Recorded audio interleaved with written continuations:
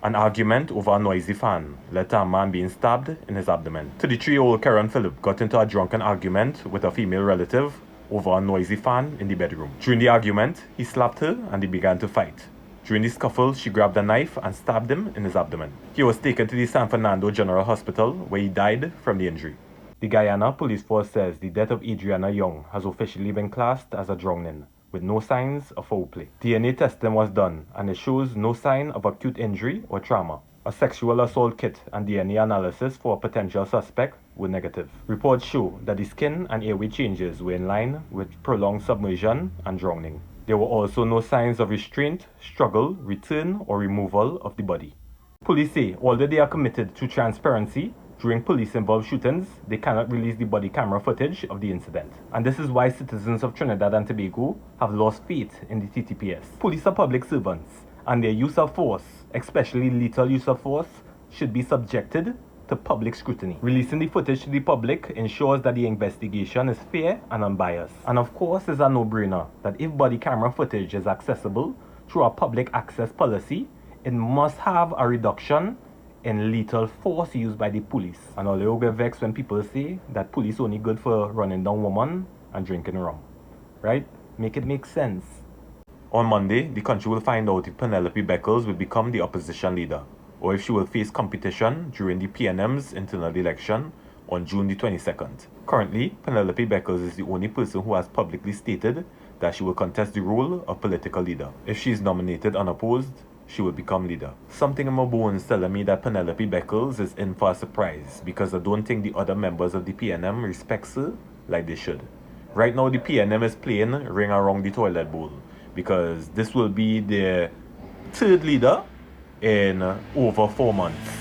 Another attempt has been made on the Maharaj family, the owners of the RNG Celtech store in Gulf City. This morning, the family's son narrowly escaped a shooting attempt near Vemcott in San Fernando. During the incident, an employee to the family was shot in the chest. This attempt comes 2 weeks after the daughter was targeted in a drive-by shooting on May the 13th. One man was killed and another injured during an early morning shooting in Barataria. Reports state that a car full of armed men pulled alongside an idling vehicle and opened fire. The victim drove off but crashed into a nearby lamppost. The gunmen walked up to the crashed vehicle and continued opening fire, leaving motorists, passerbys, and students on their way to school shocked. The victim has yet to be identified. Minister of Defense Wayne Sturge said he never wanted a ministerial portfolio. However, Prime Minister Kamla Persaud-Bissessar said it was too late. He admitted he told her he wished to be left alone, as the country had reached a point where it was heading down the wrong road. He also revealed that his family was about to migrate to the US. However, he stayed to fight, and the Ministry of Defense would make hard decisions. I think we just found the weak link in the chain. And it's very sad because the last person who held a ministry like this, Fitzgerald Hines, was also the weak link in that chain. And we all saw what happened to the country under that weak link. Murders. Every day was a murder. Honestly, if your heart not in it, leave. Because the people of this country deserve better.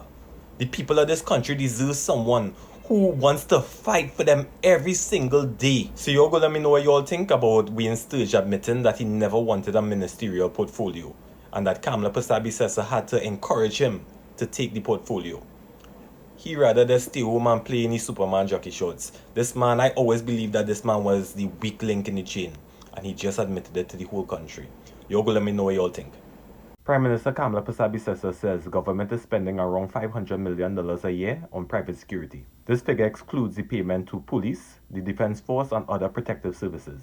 This payment is contracted security services. The Ministry of Education is the largest user of these services, accounting to $200 million a year. The Tobago House of Assembly spends $80 million a year. The Judiciary spends $70 million a year. And the Ministry of National Security spends $30 million a year on private security. The Prime Minister didn't call names of these security services, but I'm glad she actually looking to clean up the unnecessary spending in Trinidad and Tobago. And this is the way how corruption takes place in this country. How friends and family get certain contracts. And do not be surprised if you hear certain members of the community starting to hate on the Prime Minister because she's stopping their bread and butter.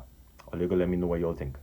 3 sex offenders, including 2 pedophiles, are among the 21 Trinidad and Tobago nationals deported from the US and arriving in Trinidad and Tobago early this morning. Minister of Defense Wayne Steele said the sex offenders will be placed on the Trinidad and Tobago Sex Offenders Registry for the protection of the society. The 21 deportees will be fingerprinted and swapped for DNA at the airport. As of recently, deportees are arriving without proper case information.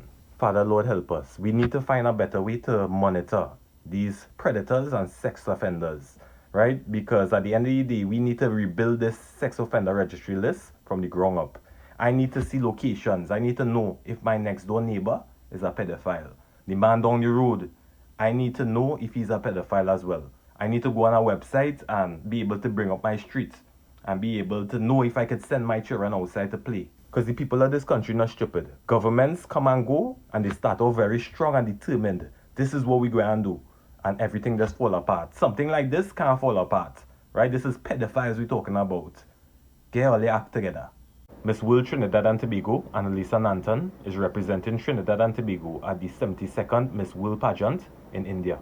During the World Design fashion shoot, Nanton presented a design by Sean Danaraj called Flight of the Bronze Ibis. Flight of the Bronze Ibis was inspired by the vibrant bird life in Trinidad and Tobago. I ain't gonna lie, Annalisa looked 10 out of 10 times 10 in this outfit.